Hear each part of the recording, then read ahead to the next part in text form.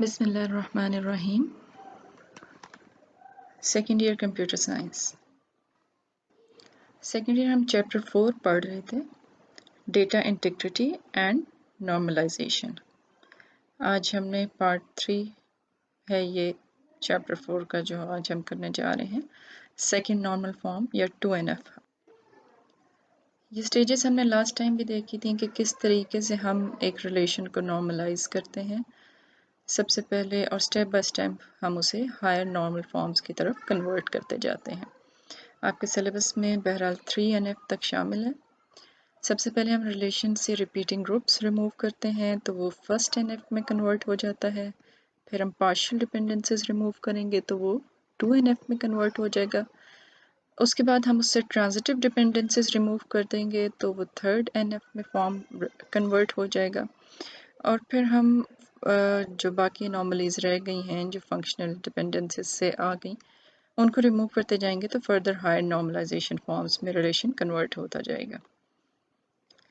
Last class में हमने 1NF की थी, आज हम इंशाल्लाह 2। So what is second normal form?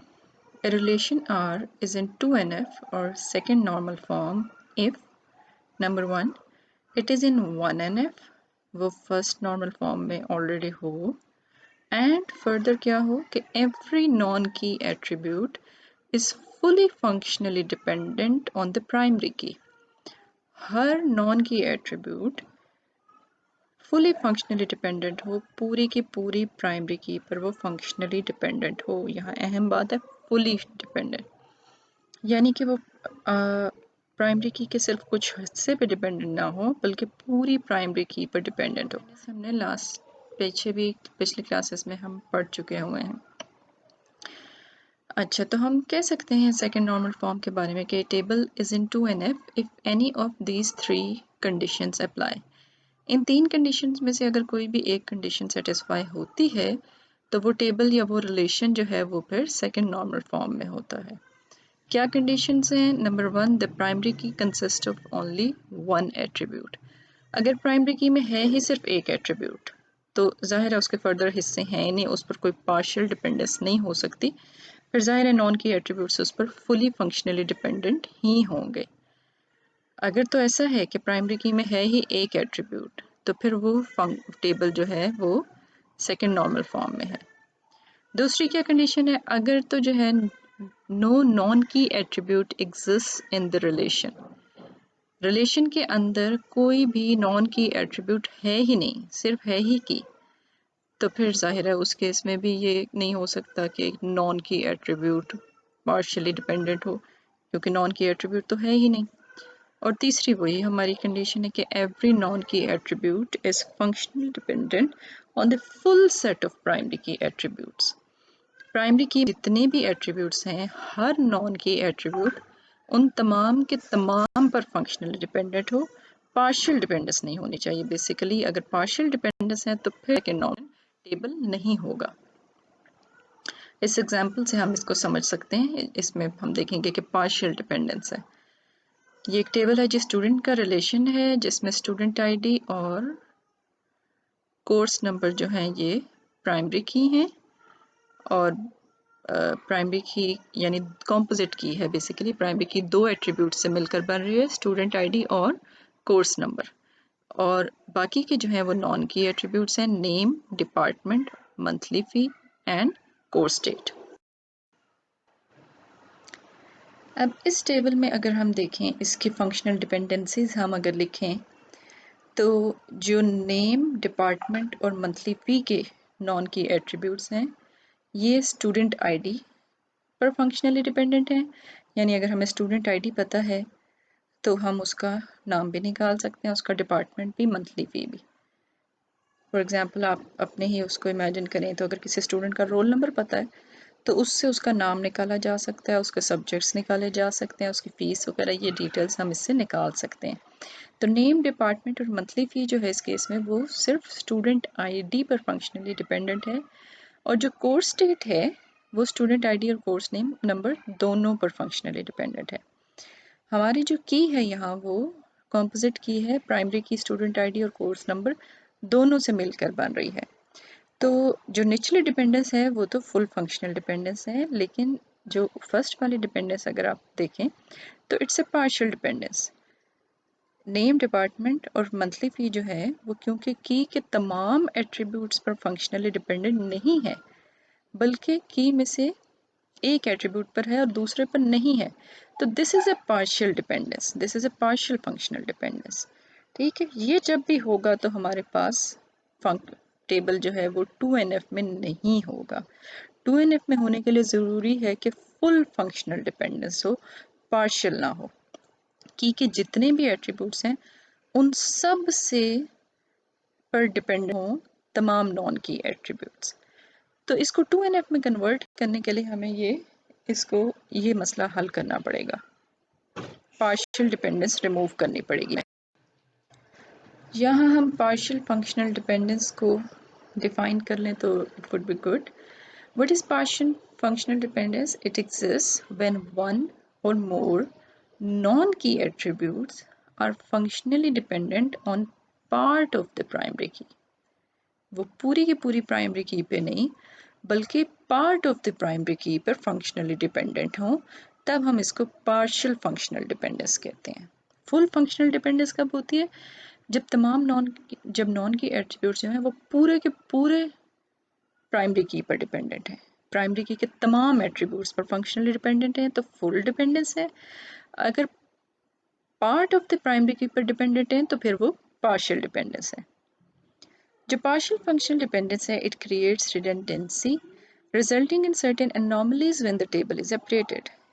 इसके नतीजे में रिडंडेंसी क्रिएट हो जाती है डेटा में, टेबल्स में, और उसके नतीजे में क्या होता है, कुछ एनॉमलीज आ जाती हैं जब हम टेबल को अपडेट करने की कोशिश करते हैं। 3 तरह के मसाइल आती हैं, वो insertion anomaly, deletion anomaly and updation anomaly. Insertion anomaly कब क्रिएट होती है? जब हम when we try to insert new row in the table, we must provide values for both student ID and course number. जब भी हमने एक और नई रो डालनी है टेबल में, इस टेबल स्टूडेंट टेबल नीचे रेफरेंस के लिए दिया भी हुआ है जिस टेबल की हम बात करें, जब भी हमने इसमें कोई नई रो डालनी है तो हमें स्टूडेंट आईडी और कोर्स नंबर, इन दोनों, क्योंकि दोनों मिलके की बना रहे हैं और की नल नहीं हो सकती, इन दोनों की वैल्यूज़ लाजमी देनी होंगी। तो जब भी हमने एक नया स्टूडेंट डालना है तो हमें साथ कोर्स नंबर की भी कोई वैल्यू डालनी पड़ेगी। तो दिस इज़ ए प्रॉब्लम ना, ये नहीं होना चाहिए। जब स्टूडेंट डालना है तो उसमें कोर्स का कोई वो नहीं है, हो सकता है स्टूडेंट को भी कोई कोर्स असाइन ना हुआ हो। तो this is insertion anomaly. The second problem is deletion anomaly.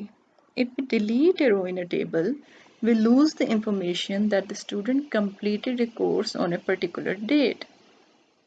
अगर हम इस टेबल में से एक रो डिलीट करें, यहाँ पर सिर्फ स्कीमा बना हुआ है, मैंने पूरा टेबल बनाया नहीं हुआ, लेकिन आप इमेजिन कर सकते हैं कि इन्हीं एट्रीब्यूट्स की बहुत सारी रोज हैं हमारे टेबल में। तो अगर एक रो डिलीट करें इस टेबल में से, तो we lose the information that the student completed a course on a particular date. Course date जो है वो भी ज़ाहिर साथ डिलीट हो जाएगा।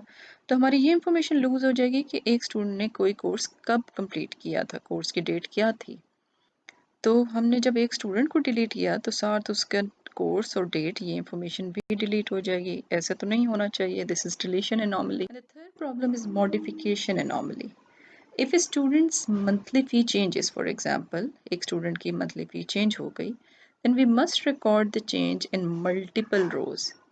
For students who have completed more than one course, वो student जिन्होंने एक से ज़्यादा courses register किए हुए हैं, अगर monthly fee change हो गई तो उन्होंने जितने courses में वो हैं उन सब में जाकर हमें fee change करनी पड़ेगी, which is not good। कि एक record को change करने के लिए हमें अगर 10-10 जगह change करना पड़ रहा है तो ये कोई अच्छी बात नहीं है। This is modification anomaly. तो हमें ये मसाइल दूर करने हैं, ये एनॉमलीज दूर करनी है। हम किस तरह कन्वर्ट करते हैं 2NF में? जब 2NF में होगा टेबल तो उसमें फिर ये एनॉमलीज नहीं होगी। ये एनॉमलीज वो प्रॉब्लम्स हैं जो 2NF में ना होने की वजह से टेबल में एग्जिस्ट कर रही हैं। तो इसके लिए इसको कैसे हम हल करेंगे कि हम कन्वर्ट करेंगे टेबल को सेकेंड नॉर्मल फॉर्म में। किस तरह करेंगे, उसका क्या प्रोसीजर होता है? We decompose the relation having redundant data into two relations that satisfy one of the three conditions। हमने जो 3 conditions पढ़ी थी ना, जो 2NF में होने की कंडीशंस हैं कि या तो प्राइमरी की में एक ही एट्रीब्यूट है या नॉन की एट्रीब्यूट है ही नहीं, और या फिर ये होना लाजमी है कि हर non key attribute functionally dependent हो पूरे की पूरी प्राइमरी की पे, प्राइमरी की के तमाम एट्रीब्यूट्स पे। ये तीनों कंडीशंस में कोई एक लाजमी सेटिस्फाई हो रही हो। तो 2NF में कैसे कन्वर्ट करते हैं कि जिस टेबल में रिडंडेंट डेटा है, जिसमें ये अनोमलीज आ रही हैं जो 2NF में नहीं है, हम उसको डीकम्पोज करें, उसको तोड़ें और उससे दो नए रिलेशंस बना लें, और वो नए रिलेशंस फिर इन कंडीशंस में से कम किसी एक को सेटिस्फाई करें। अपने एग्जाम्पल पे इसको करके भी देख लेते हैं। हमने स्टूडेंट का टेबल हम देख रहे थे बार बार कि वो 2NF में नहीं है। अब हम इसको 2NF में कैसे कन्वर्ट करेंगे? इसको हम डीकम्पोज कर लेते हैं into two tables, student 1 and course. Student की चीज़ें हमने स्टूडेंट के टेबल में डाल दी, स्टूडेंट आईडी, नेम, डिपार्टमेंट और मंथली फी। और जो कोर्स से रिलेटेड चीज़ें हैं वो हमने कोर्स के टेबल में डाल ली। और चूंकि ये यहाँ जो इसका मकसद है वो कि स्टूडेंट किस कोर्स में रजिस्टर्ड है ये है, तो इसलिए हमने स्टूडेंट आईडी भी साथ इसमें एज की डाला है। कोर्स नंबर, कोर्स डेट और साथ में स्टूडेंट आईडी, ये हमने कोर्स में डाल ली। अब ये दो नए टेबल्स बन गए। स्टूडेंट 1 में एक ही की एट्रीब्यूट है स्टूडेंट आईडी, तो ये हमारी पहली कंडीशन सेटिस्फाई कर रहा है। So this table 1 is in 2NF। Course का जो टेबल है इसमें एक ही नॉन की एट्रीब्यूट है कोर्स डेट, और हम देख सकते हैं कि कोर्स डेट, स्टूडेंट आईडी और कोर्स नंबर दोनों पर फंक्शनली डिपेंडेंट है, तो इसलिए ये थर्ड कंडीशन सेटिस्फाई कर रहा है। तो हमने टेबल, स्टूडेंट टेबल को डीकम्पोज किया into two relation such that कि वो दोनों जो हैं उन जो 2NF में होने की तीन कंडीशंस हैं उनमें से किसी एक को सेटिस्फाई कर रहे हैं। तो अब ये जो नए टेबल्स हमारे बन गए, जो नए रिलेशंस बन गए, they satisfy the three conditions, thus these tables are in 2NF now. और इसलिए अब जो है न्यू टेबल्स में ये these are free from anomalies, जो हमने तीन एनोमलीज की थी ना, इंसर्शन, डिलीशन, मॉडिफिकेशन, अब इसमें अगर आप देखें तो इसमें वो मसाइल नहीं आएंगे। ठीक है जी, ये टेबल हमारे 2NF में कन्वर्ट हो गए इस तरीके से। सेकंड नॉर्मल फॉर्म स्टडी ही हमें किया, देखा उसकी वजह से क्या मसाइल आ सकते हैं, क्या एनॉमलीज आ सकती हैं, और किस तरीके से हम एक टेबल को 2NF में कन्वर्ट करते हैं। आप इस टॉपिक को अच्छे तरीके से ज़हन नशीं करके नेक्स्ट क्लास में तशरीफ़ लाएंगे, और कल हम इंशाल्लाह नेक्स्ट क्लास में हम थर्ड नॉर्मल फॉर्म करेंगे। Thank you very much for your attention ji.